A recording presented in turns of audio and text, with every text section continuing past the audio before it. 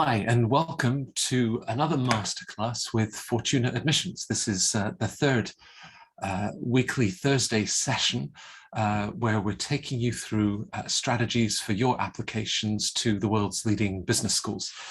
You can catch masterclasses 1 and 2 on the Fortuna YouTube channel when we look at Harvard, Stanford, Wharton, Chicago, Columbia, MIT Sloan, Kellogg, who have I forgotten from the M7. But today's focus is on the world's top international schools.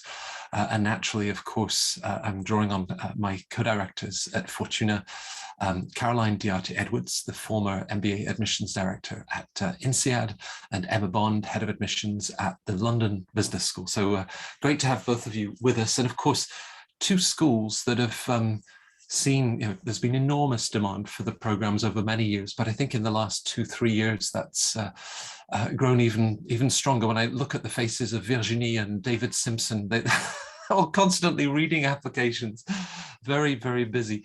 I mean, briefly, Emma, what do you think is sort of driving demand for a school like London Business School?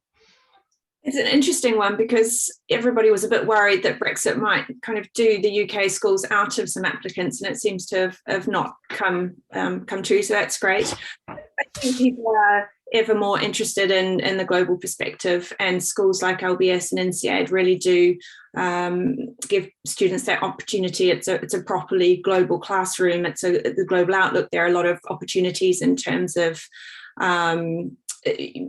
projects and usually trips, although obviously the pandemic's put that into question a little bit. So I think that's still very much a driving force for people who want to get a truly international MBA experience.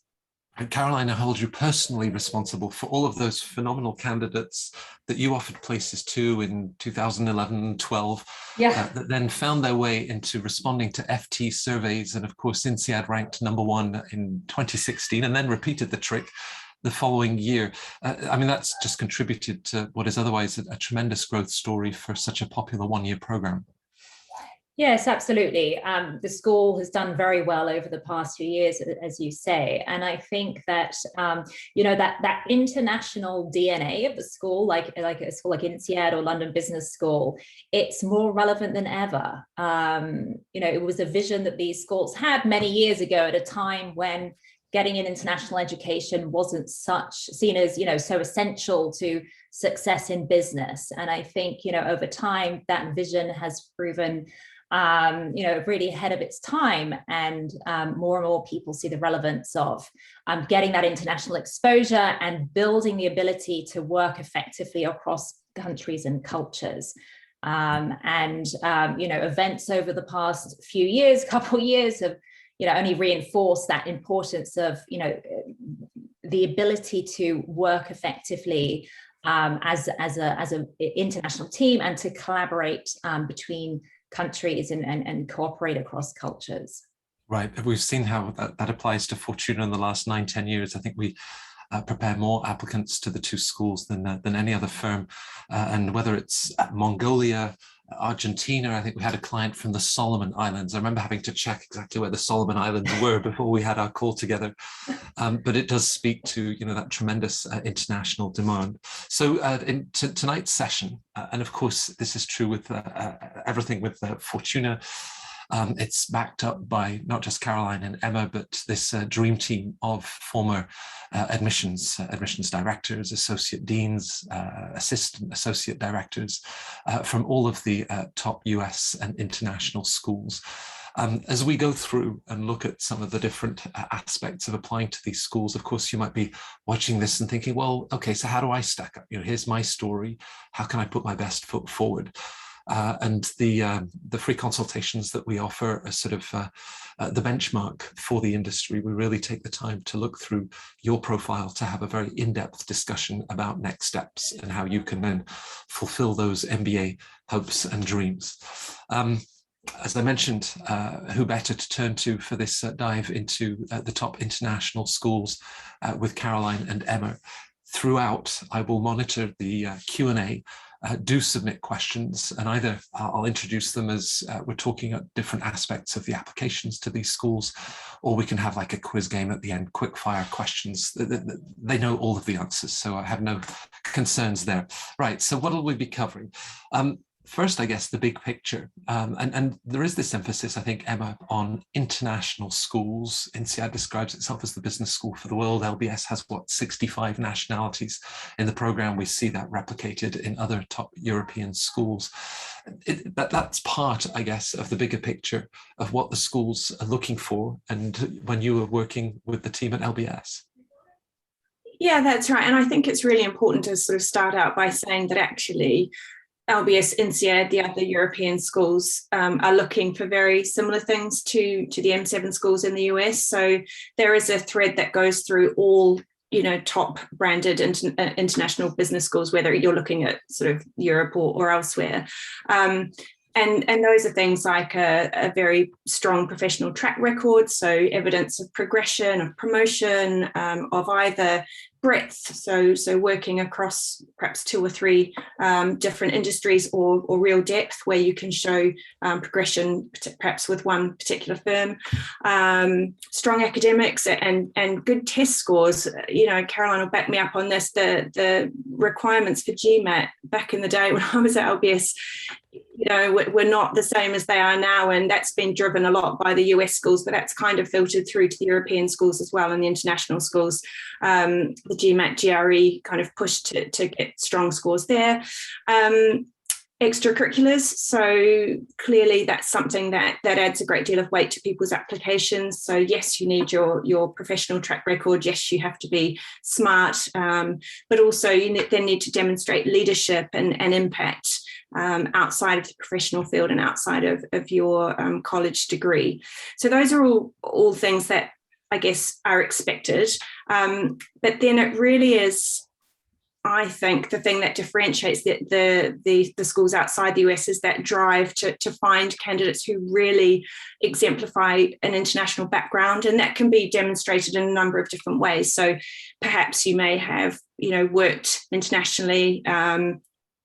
It's been obviously a bit more of an issue for people in the last couple of years. I've lost count of the number of great clients I've had who were supposed to go on secondment, or they're from Australia and they were going to do 6 months in London, or but the schools in Europe and beyond are looking for that aspect to a candidate's profile, somebody who has either worked like that. They may have lived in different countries as they were growing up, and so they have experienced different cultures and have an understanding of how to adapt and flex and sort of meld with different cultures and ways of working. And then obviously things like learning different languages. Caroline will know all about your INSEAD's quite stringent language requirement, which puts fear into the hearts of lots of people. But definitely it's something that the schools are all looking for. So whether it's Oxford, Cambridge, LBS here in the UK, or INSEAD, the Spanish schools, they really do like to see a broader international profile. Right. Caroline, we lovingly tease you for the INSEAD application that you were responsible for 7 years. When we look at Harvard, it has its 1 essay. LBS has 1 essay plus the optional essay. And then we're looking at INSEAD, 7 essays plus the video essay and everything else. Now, is that a reflection with some of the schools that Emma was mentioning, at Oxford, at IMD, other programs, the top European schools, the profile is a little older compared to sort of the average 26 or 27 at Stanford and Harvard.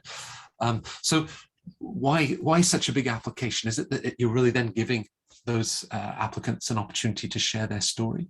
Yes, absolutely. And that's the motivation, is that, as you say, the candidates often have more experience and have done a lot before they're going to business school. And so the school really wants to give you the opportunity to tell that story in all its dimensions. I work with clients applying to the top US schools and people applying to the international schools. And often at the outset, they feel a bit overwhelmed looking at the application for a school like INSEAD versus, some of the top US schools where it's much shorter. And it can be a bit intimidating. But at the end of the day, they're often much more comfortable with their application for for the international schools, because they feel that they've really had the opportunity to show how multidimensional they are, and to really tell their story in a very authentic way, which can be a bit more challenging in a shorter format. Because sometimes it's it's easier to tell a story in 500 words than 100 words, right? It's cutting down. In some cases, you have to focus in on some very key messages, and there may be some elements lost in there. And so the schools, it also speaks to the fact that the schools really want to understand not just your professional profile, but your personal story, who you are, what makes you tick, your values, your dreams. They do genuinely care about that. They're not just looking for people who are, have a high IQ and have, strong professional track record. They're looking for more than that. They're looking for, well-rounded candidates, and they want to give you the opportunity to shine in the application and get that across. And so, and it takes a lot of time. It's a big investment by the schools, right? It's much faster and more efficient and cheaper for the schools to churn through a shorter application than a longer application. It takes considerable time to read all of those essays and the recommendations, et cetera, watch the videos that the candidates do, and so on. So it is a big investment from the schools, but they take this very seriously, and they want to give candidates a real opportunity to show all aspects of their profile, and feel that they've had the chance to communicate what is special about themselves. Right. Emma spoke earlier about those rising GMAt scores. As you look at the intensity of the one-year program, that's true of INSEAD, and of course Judge Side, IMD, and many other European schools. For you, the GMAT was what? Just to make sure that they could sort of thrive and flourish in the classroom, that they were sufficiently comfortable with numbers, not to fall behind? Sorry, is that for Emma or that's for you? That's for you, Caroline. Oh, yes. Yeah, absolutely. And, the GMAT has the value of being a common denominator across candidates, the GMAT or the GRE. And so that is important, especially in a pool where you've got people coming from so many different educational systems, so many different professional backgrounds, incredibly diverse pools. And so it is valuable as a data point, and it's just one data point of many, but it is something that people have in common. And so it does provide some sort of benchmark. It's the INSEAD program is very fast, right? It's intensive. It's 1 year. You have exams every 8 weeks. If you make a slow start, it can be difficult to catch up. And so the school is very focused on making sure that people that they bring in really have the capability to flourish on the program, because the last thing they want to do is admit students who are then going to flounder and get frustrated, right? That's not good for the student, and it's not good for the school. So they are quite careful on those academic criteria. Right. Lots of international applicants, Emma, also implies lots of international recommenders, and perhaps oftentimes recommenders that either in their word choice, you try to get a Finland manager to use effusive word choice to describe an outstanding candidate, and they might just nod and say, yeah, he or she's quite good. That must have been something that you're also sensitive to in terms of the voices of recommenders, and what were you really trying to capture from the recommenders? Yeah, absolutely. And it's interesting to see all the schools really sort of crack down and start reducing the number of recommendations. LBS notably this year dropped from 2 to 1. That said, it was something else I was thinking before, Caroline, when you were talking about the number of essay questions at INSEAD, is that the recommender forms for LBS and INSEAD are longer than the common LOR form for the US schools as well. So it's not just a lot more that you have to write yourself, it's also your recommenders. But the schools are very definitely aware that there are cultural differences and nuances when it comes to, I guess, how effusive recommenders are likely to be about each candidate. And but overall, the picture is one from somebody that works closely with you. So usually a supervisor or somebody that works with you on a day-to-day basis, or can really comment on your abilities as you go about your role. And they're looking for similar traits wherever you come from, things like leadership, things like ability to take decisions, your intellectual curiosity, team skills, communication skills. So all of those things tend to come through, particularly when evidenced by good, solid examples, regardless where the recommender is writing from. But yes, certainly the admissions teams do make allowances for that, and they're aware of the difference. Right. In terms of when to apply to business school, there are a couple of dimensions of this, Caroline, that I'd love to explore together. In terms of an individual, is business school the right time? We've seen even in the last 18 months of the pandemic, some people jumping into the idea of going to business school last year. But also, again, for the international schools, given that the average age of students is a little older than their US counterparts, perhaps also how the schools are viewing it in terms of applying in your early 30s. You co-authored an article about the over 30s applying to business school that's been read by over 250,000 people. So, not everyone's decided business school's in their path at the age of 25 or 26. So just in terms of, is now a good time, 2021, and the sort of the uncertainty that we're surrounded by, and then perhaps on a more personal level of when's the right time for each individual? Yeah, so it is a very personal decision. And I know some candidates are concerned about applying right now because application volume did increase last year, and that seems to be continuing. So application volumes are pretty strong at all of the top schools right now. But, I wouldn't try to second guess the cycle and whether, next year will be less competitive than this year. It's really important to apply when it's the right time for you individually, and not to sort of wait until you think that perhaps application volume will have gone down, because who knows, right? And if you're a strong applicant, then you should go for it at the right time. And I think that, and often when application volume, that fluctuates, some of that additional volume will not be from the best quality candidates. So if you're a strong candidate, I don't think your chances change dramatically, whether, it's a sort of, we're in the peak of the application cycle or in a trough. So, if you're a strong candidate and now is the right time, then you should go for it. Given where we are in the season, now is a good time, right? Because there's a batch of deadlines coming up in January. Round 2 for London Business School, round 3 for INSEAD, and round 3 for a number of the other international schools. There will be further deadlines later on in the spring, but those can get a bit tighter, especially for the more common profiles. So, you've got about 8 weeks now until the next deadlines, and that's a good time frame. You need to knuckle down. There's lots to do, but now is a good time to get serious about those applications. And in terms of deciding when is the right time for you.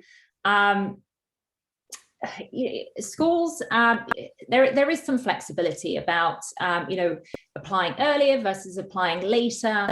If you're applying a bit later, then explain your application why that is the right time and why perhaps you didn't apply to business school earlier in your career. Often the people who apply a bit later are people who come from non-traditional backgrounds, and that's a well-worn track, and schools are very open to that. So that's absolutely fine.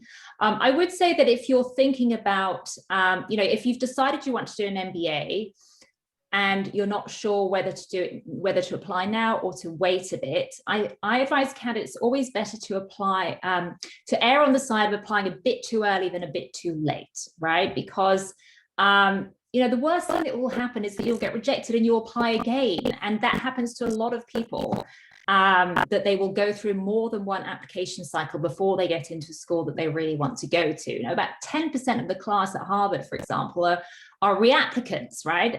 We've even worked with people who've applied, 3 times to Harvard before they've got in. So, and you can only apply once a year. So that's 3 years, right? So, a lot of people reapply to the international schools as well. So it's better to start the process earlier rather than later. And there's also a learning curve. If you do go through the process and you get rejected, I'm sure you'll gain a lot of experience and useful learning from that, and you'll probably be able to come back as a better candidate next time round. So if you're in doubt about when to apply, I would say, go for it now rather than wait another year. The European schools have a particularly strong portfolio of specialized masters, many of them pre-experienced. Both INSEAD and LBS have a master's in management for those coming out of university, college, or in the first year or two, early stages of their career. And then similarly, there are executive MBAs, or I guess, Emma, in the case of London Business School, the Sloan program for a more sort of senior manager in their mid to late 30s. So, can you be too young? And LBS or other schools might say, actually, I think if you really want to go to business school at this early stage, you should be looking at the Masters in Management. And equally, as you reach mid-30s, you would steer people towards the Sloan program or other executive MBA options? Yeah, definitely. I think all the admissions teams across the different programs, if you look at LBS, they have a different admissions team for each program, and everybody there is very well versed in looking out for applications that perhaps come into the MBA, for example, and somebody that doesn't have quite enough experience, where they'll say, maybe this person should be still early careers, or maybe they're just erring on the side where, if they're sort of 10 plus years, they should be looking at an executive program or Sloan. That said, it's sort of onus is on the candidate to make sure that they have done their due diligence and really worked out which program is the right fit for them. The schools are quite clear about the levels of experience which they're looking for each of the programs. So if you're looking at a Master's in Management, it's usually sort of straight from graduation through to a maximum of about 2 years postgraduate work experience. Anything more than that, and you should be looking sort of the MBA route. And then, as I say, sort of, it's partly about levels, sort of years of experience, but also about level of experience for the switch into the executive programs and the Sloan Masters. And those are really the Sloan is really for people who have quite high levels of leadership on their CV. But yeah, definitely the schools are quite well aware of how to sift through. And sometimes they'll give you the benefit of the doubt and they'll ping a good application over to another program. And other times it will be, sorry, you're just not right, and it's a ding. So definitely worth sort of looking into that and making sure you've got the right program in your sights. And that's down to research and fit and having the conversations with current students and alum. Perhaps one other take on this question, and Caroline, mindful, you yourself have an MBA from INSEAD. You had a fantastic international career, the International Monetary Fund, one of the top consulting firms. You've started your own, but none of us have to go to business school to make a success of our life. So just your perspective, the time to apply to school, it can be a case investing in yourself, one of the best investments you could make. Sorry, man, I couldn't catch that. Did you catch the question, Emma? You were breaking up a bit. No, I lost that, sorry. Sorry, Matt, could you say the question again? I think I broke up a bit. Yeah. Nobody has to go to business school to make a success. You did that, being the right decision. Investing in yourself, surely that always makes sense. Right. So, yes, I mean, people go to business school for different reasons. And I think, it's important to figure out what it is that you want to get out of the program and where it's going to get you.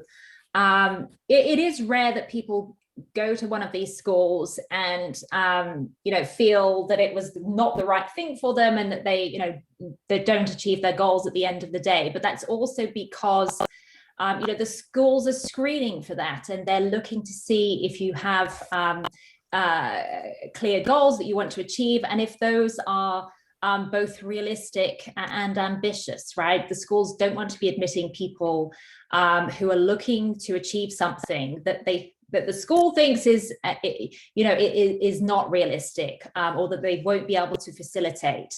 And at the same time, if they think that what you want to do, you actually don't really need to go to business school to do that, you could do it anyway, then that's going to count against you as well.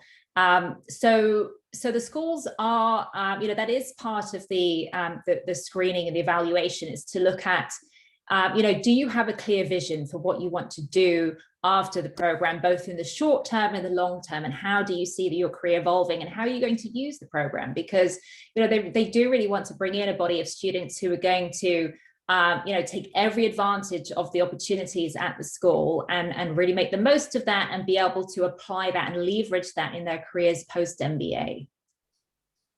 Right. So sometimes it's the tried and tested track of the consultants, the bankers, the engineers, and plenty of less traditional profiles.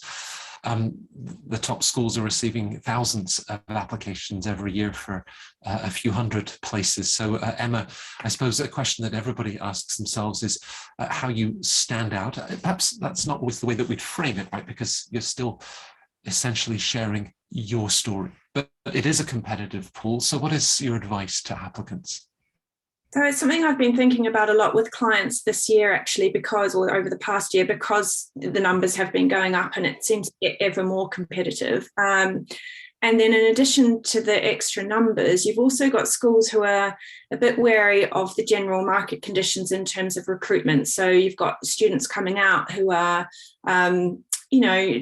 perhaps in market conditions where the jobs are not as easy to come by as they might have been, a few years ago. So some of the applications actually reflect that. You've got a school like Oxford, I think it is, who asks about, what research you've done into your target industry and who have you spoken to sort of specifically.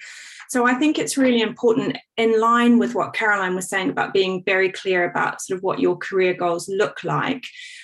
It's also to show that you've really thought about your industry in a bit more depth and you understand it. So you might be going to make a switch, you might be coming in from finance and targeting management consulting. But if you are, what do you know about how your target firms recruit?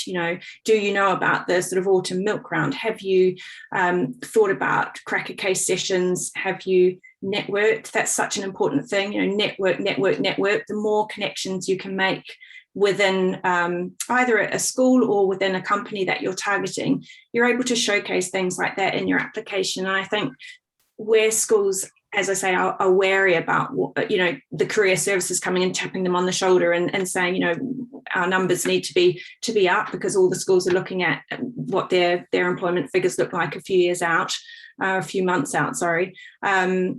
Any kind of sort of extra research you can do that you can prove in your application will really help, particularly I think at the moment. But I think also, understand how your target school will support you in your career goals. What do they offer as part of their program, which will help you get from where you are now to where you want to go in the future.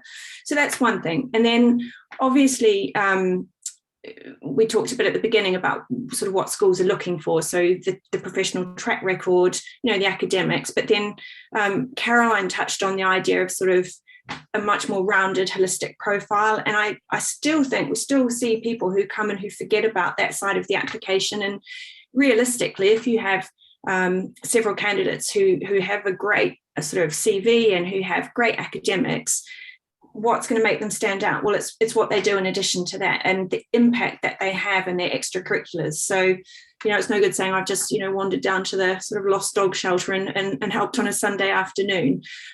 Schools are looking for real sort of hard evidence and examples of leadership and where you may have taken something on in a sort of over a period of time, and you've got really involved and you've shown leadership and you've run events, or you've been treasurer of this, or so anything like that. And then that can run across anything from sort of sustainable social impact areas through to sports leadership, and we have see a lot of people who've achieved very high levels in different sporting arenas, and all the schools recognize that. So just different areas of interest, different ways that you can stand out and showcase something that might not be sort of usual within perhaps your demographic. Right. But those two things really do help. Perhaps there's a Caroline, over the last 10 years, you've worked with so many thousands of applicants applying to INSEAD and other top schools. And it strikes me, some are almost over eager to share every accomplishment and everything that they've done.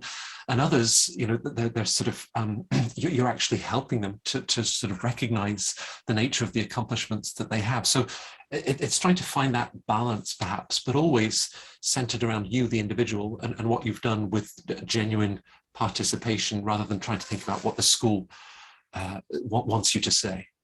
Yes, absolutely. That is a mistake that people sometimes make is, they're trying to fit into a mold of what they think the school is looking for, but the school is looking for a lot of different things, right? By the very nature of these schools, they're looking for a diverse pool of people who bring different things to the program. So it's very important to take the time, before you dive into the application, to think carefully about, what are the key strengths that you've built? What are your key accomplishments? And what are the key messages that you want to get across in your application? Because as you said, even though, these applications are quite extensive, you can't say everything that you've ever done.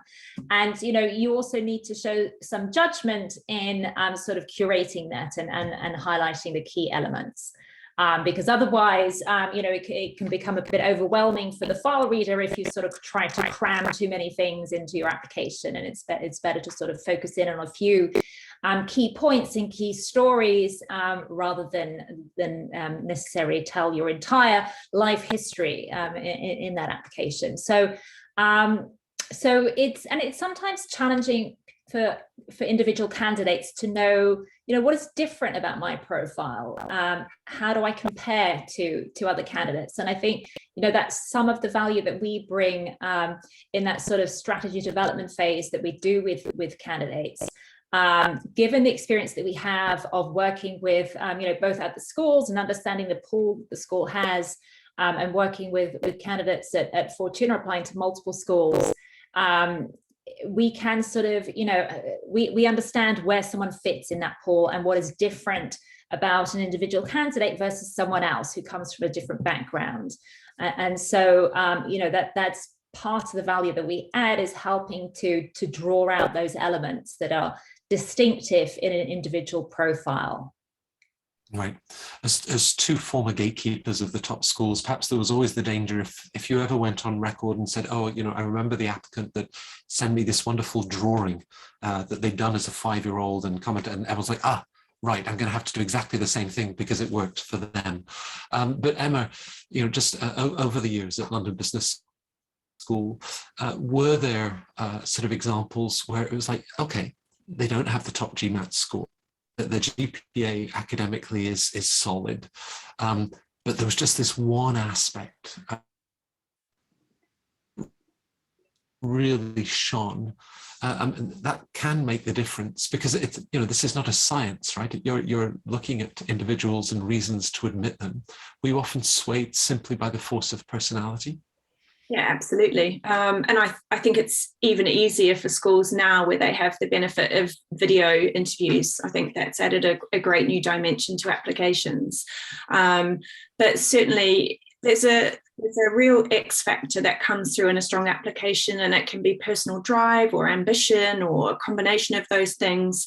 It can be somebody who's really invested lots of time, effort and energy into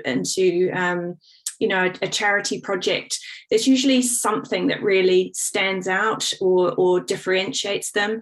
And I think, when we work with clients, it's about helping them identify what their value add is, to try and put themselves in, the shoes of the admissions team, to look at this file and say, okay, yes, tick, tick, tick, tick, tick.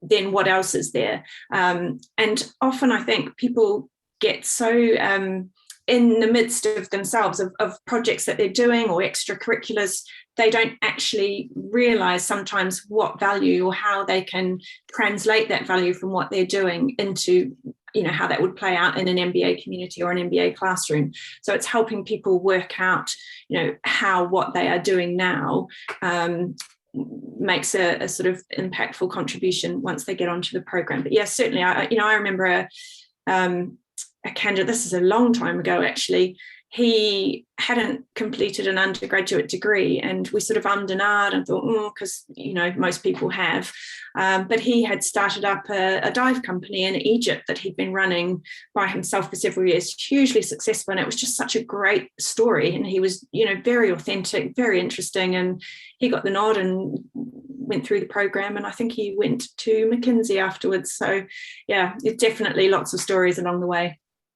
Yeah, you had a good client base of MBB PADI licenses, but by the way, the questions that are coming in are standout in their own way. So I think we're going to have a great Q&A at the end of the session. Caroline, you touched on some trying too hard, or some of the mistakes that you could make. How would you characterize the for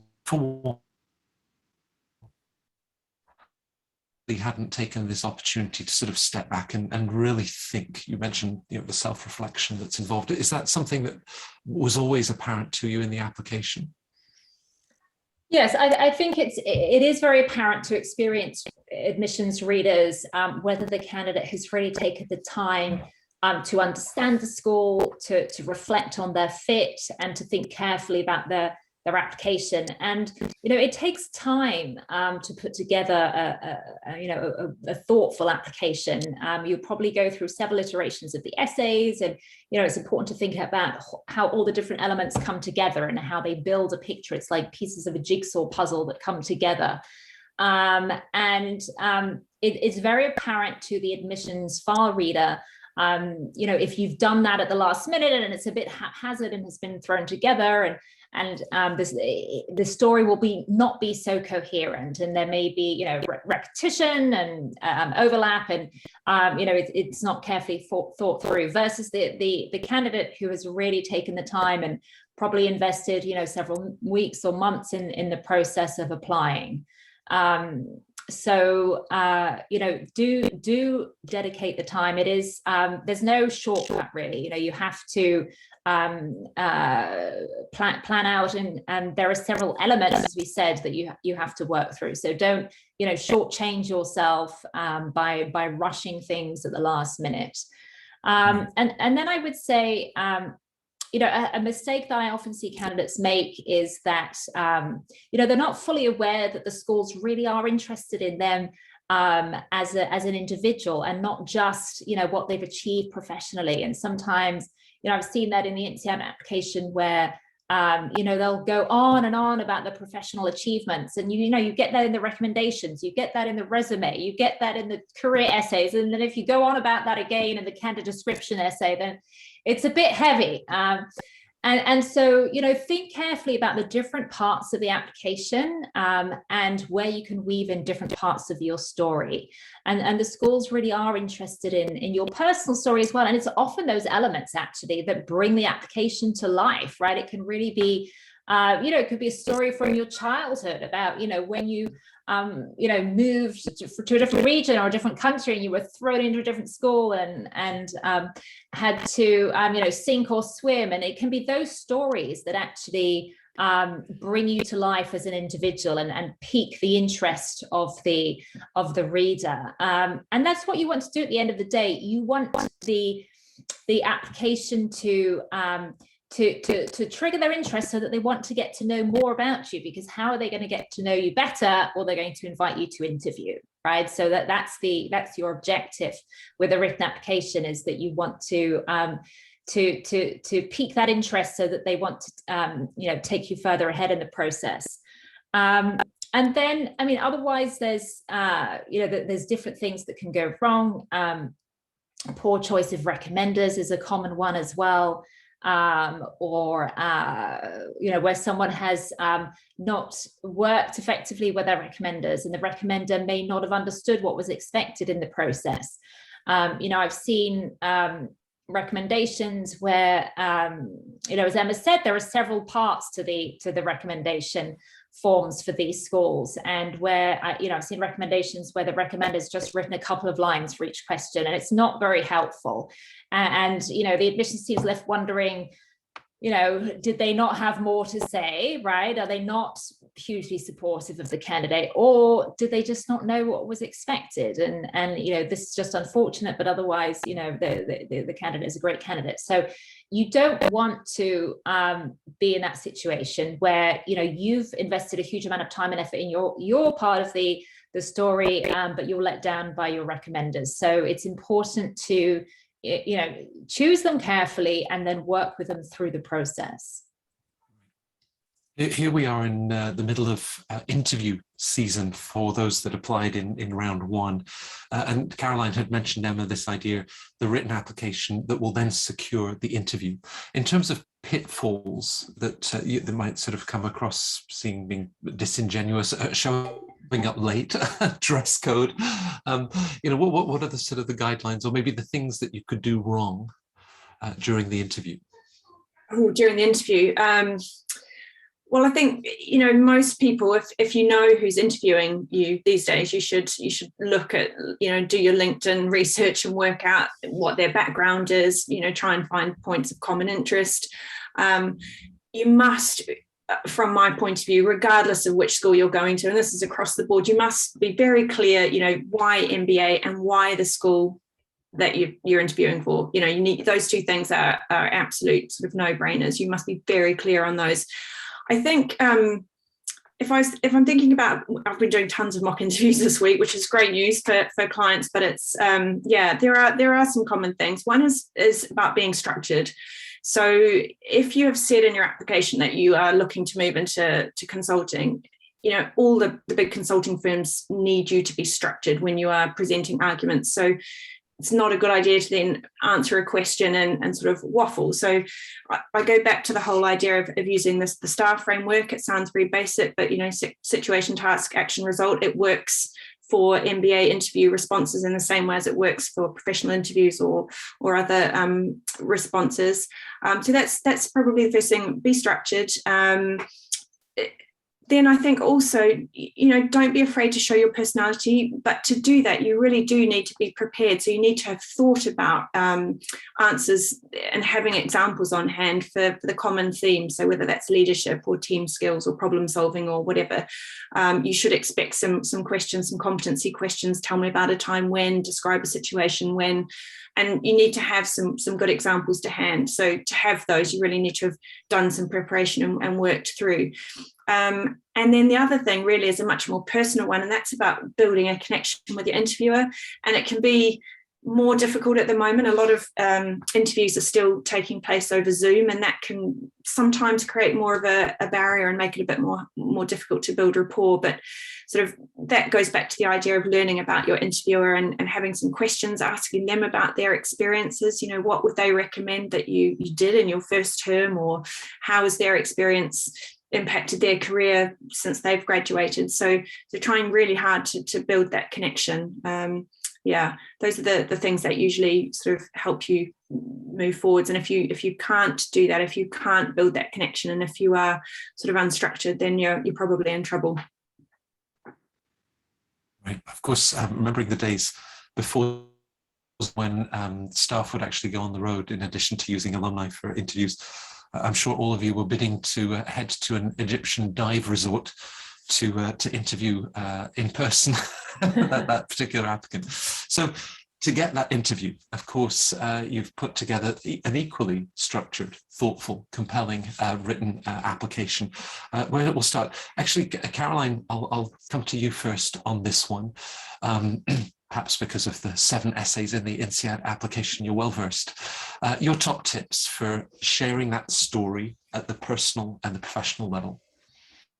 Yeah, so I think it's important, as we said, not to dive straight in with writing, but to think carefully first and think carefully about your key messages, your key strengths, your key accomplishments, and what are the best illustrations and your the great anecdotes that you can tell about what you've done.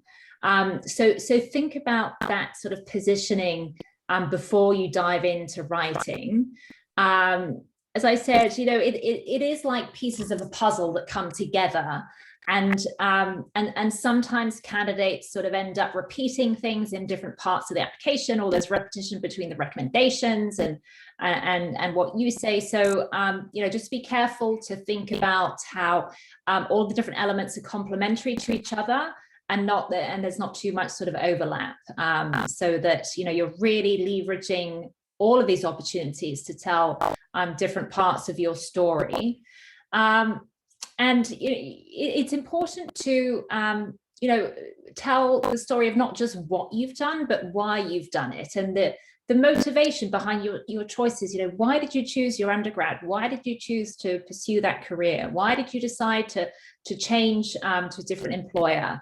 Why do you want to go to business school? The reason why is usually more interesting than actually what you've done, because, as we've said, that they are looking to understand what it is that makes you tick, what's driving you, what are your values, what are your goals, what are you looking to get out of your education and your career. So do take advantage of that space that these applications give you to tell your story and the underlying motivation and the thread behind that. And something that I would add, which we haven't touched on so far, is that just be aware that when the file readers are looking at your story on paper, they're not just looking at what you've submitted, they will also search for you online, right? So you also need to think about your web footprint and what you've got on LinkedIn, what you've got on social media, and how that is also coherent with your written application, right? We all have a big digital footprint now, and there needs to be coherence and consistency between what you're saying about yourself and what your recommenders are saying, and what the admissions file reader will find about you if they search for you. So that's also an important part to think about as you're putting together all of these different elements. Right. Emma, in addition to being very charming and enthusiastic in your work with Fortuna clients, there's a ruthless streak to you. I think it comes from that professional dance training. When it comes to editing essay work, it's not that you expect individuals, to have this sort of Pulitzer Prize-winning journalistic writing style, but what is it that you're really helping them to sort of capture, just the essence of their story? Yeah, it's partly the essence of the story. You're right. I am quite ruthless with I would have been red pen in the old days, but Microsoft Word Edit is definitely definitely my friend. I think it's that every single word, if you have 500 words in an essay, then every single one of those words should be working really hard for you. And often I find people tend to kind of talk around a subject. So it's not really about the quality of writing as such in terms of, prose. It's more that what they're saying should demonstrate authenticity. It should demonstrate the motivation that Caroline was talking about, but it should be quite linear and easy for the reader to follow. So someone who's read, hundreds of these things over the week doesn't want to have to work too hard. And that's what I always say to my clients: don't make the file reader work too hard, because at the end of a long day, an essay that's kind of jumping around all over the place just makes that really, really difficult to follow. And sometimes I think also when people are wrapped up in their own story, they're not able to take a step back and see what it looks like from a fresh perspective. So another sort of top tip on essays sort of generally is, once you've done a draft, put it aside for a couple of days, and that comes back to giving yourself time to do that, because often when you've put it away for a couple of days and then you come back to it with a fresh pair of eyes, it looks very different than it did sort of when you're burning the midnight oil 48 hours before. But yeah, I think just to add to what Caroline said about the top tips, one thing for the international schools specifically is don't forget to look through the application, the data form early on, because school like Oxford officially on its website has one 250-word essay, which looks not particularly daunting. But then when you get into the application form itself, there are actually quite a few more. LBS has its main 500-word essay and an optional, but then in the data form, again, it has 300 words on extracurriculars. It has 300 words on, who you've discussed your plans, and another 300 words, I think it is, on how your family and friends reacted. So there are a lot of mini essays hidden, and it's a good idea to sort of know what you're getting into with all of those sort of well in advance of the deadline. Right. So in terms of this thoughtful content, being aware of the role that each of the different components can play, giving yourself the time to review based on the introspection that you've done. So there's a real timeline involved, Caroline. Anyone that's looking at perhaps the January deadlines, maybe you're viewing this at another time on YouTube, and just looking at the different rounds, your final words of advice to really put your best foot forward and deliver a compelling application. Yeah, I think I missed it. Sometimes people making round two is, or in the January rounds, is that they may have been rejected in round one, and people start to panic and sort of throw out scattergun applications at a lot of additional schools. And so schools can see, in round one, candidates who are very thoughtful, very motivated, very clear about why they're applying to school. And then later on in the season, you start to see applications from people who obviously, just throwing out applications left, right, and center and haven't really thought carefully about their fit and done the research. So in the later rounds, it's really important, more than ever, to show that research, show that thoughtfulness, and show that sense of fit. There's about 8 weeks now, roughly or a bit less than 8 weeks to the next batch of deadlines. So it's not a lot of time, and there's a lot to do. And, sometimes candidates procrastinate on getting down to the brass tacks of working on their application. And it's really a shame. When I was at INSEAD, we would sometimes reject great candidates because, they hadn't taken the time to put together a thoughtful application. And it was, they shot themselves in the foot through sloppiness. And it really is a shame because it's a competitive process and it's tough. And, if other people have been more, diligent in preparing that application, then they're going to get preference. So just give yourself the benefit of the time and effort that the process requires, and map it out. It's not something that you can do in the last couple of weeks. So there are you need a careful project plan, essentially. And also something to keep in mind, especially for the January deadlines, is that there's a holiday period coming up. If you're working with recommenders, they may be taking a break, right, over the festive period. And, Emma and I have, received calls from candidates when we were working at the schools, from people who are panicked because the application deadline is happening and the recommenders have disappeared and they're in a ski chalet with no Wi-Fi, and, they're not submitting the recommendations. And so, that's incredibly stressful for you as a candidate if you find yourself in that situation. So just make sure that you are, working with your recommenders well ahead of time. You can't control exactly when they're going to submit. So just, try to build in some buffer time there and make sure that, they've got plenty of time to do what they need to do. So, you're not let down by someone else at the end of the day. Right. Well, there's a squeeze in the supply chain. So whether it's organizing your plans for round 2, round 3 at INSEAD, or making sure that you've got gifts for the family for the holiday season, do start the planning now, which I think brings us to some of the great questions that I alluded to, and the brand value of the past employer of the candidates. Sorry, what was the question, Matt? You broke up a little bit.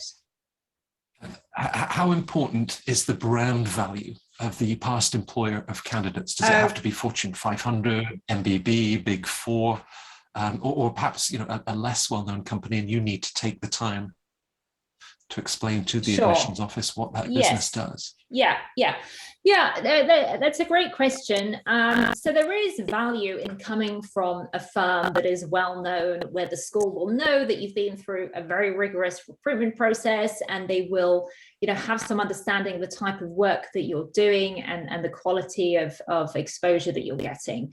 But if you don't come from that type of firm, that's absolutely fine. And as we've said, these schools are looking for a diverse pool. So it would be, quite boring if the entire classroom were filled with people from, from McKinsey and Amazon and, huge organizations, and the other profiles add a huge amount to the experience for everybody.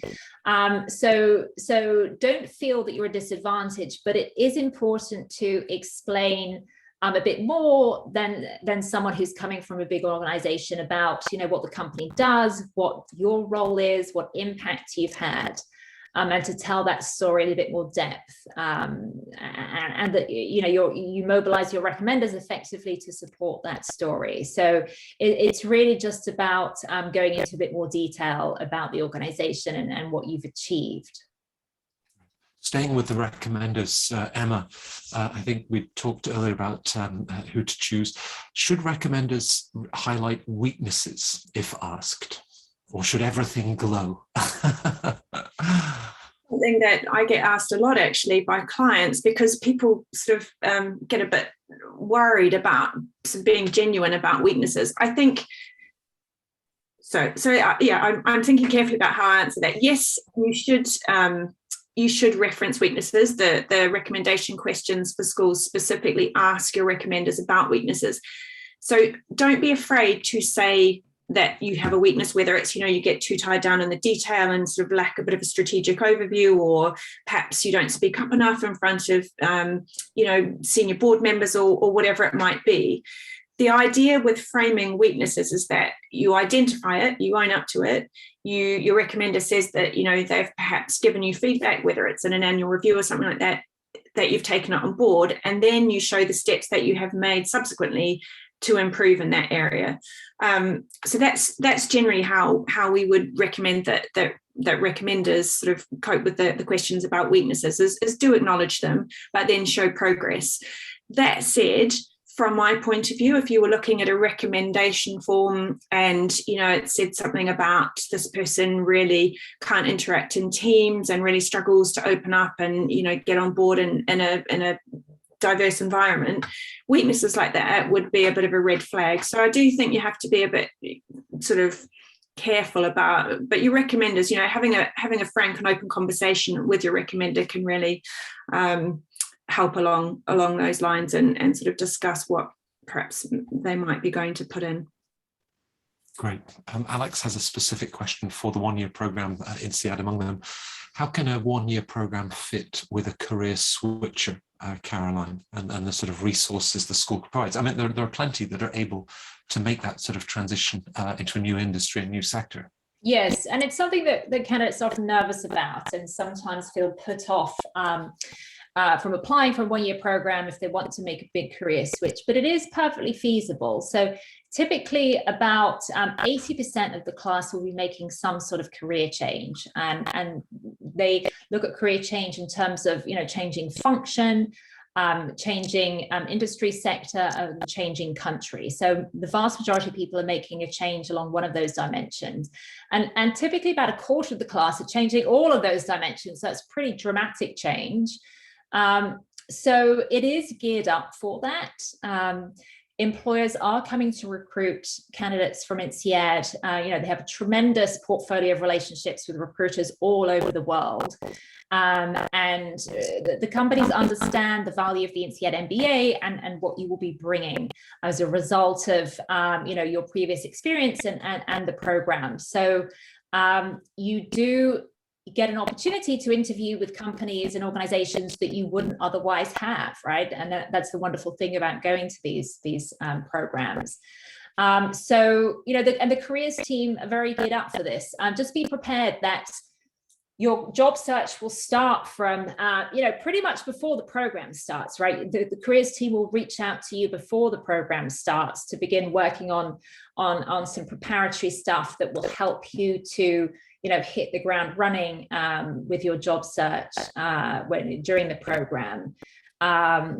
So just, you know, it definitely helps to have a clear vision of what you want to do, because, you know, that program does go by quite quickly. And so, you know, if you're not sure about where you want to apply and, you know, you apply to all sorts of different things and you're a bit confused about your goals, then that can be a challenge over the 12 months. But for people who have a clear vision of what they want to do and you know, where they want to work afterwards, it's very much geared up for that type of change.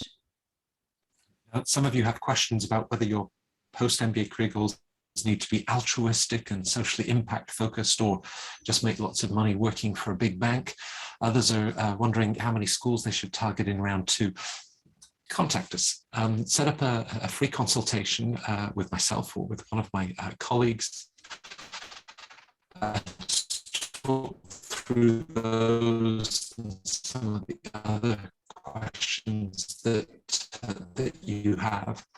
Emma, Caroline, other colleagues at Fortuna have put together an extraordinary wealth of resources, webinars, recordings, articles. There's just an incredible amount of information and detail. So do check out or echo some of the comments that were extraordinarily helpful. I knew it would be. It's the two of you. You're both extraordinary. I feel very fortunate to work with both of you. Thanks for such a great session. So keeping all of those clients on track for over the coming weeks. Thanks, everybody. Thanks, Matt. Bye. Thanks, Emma. Bye.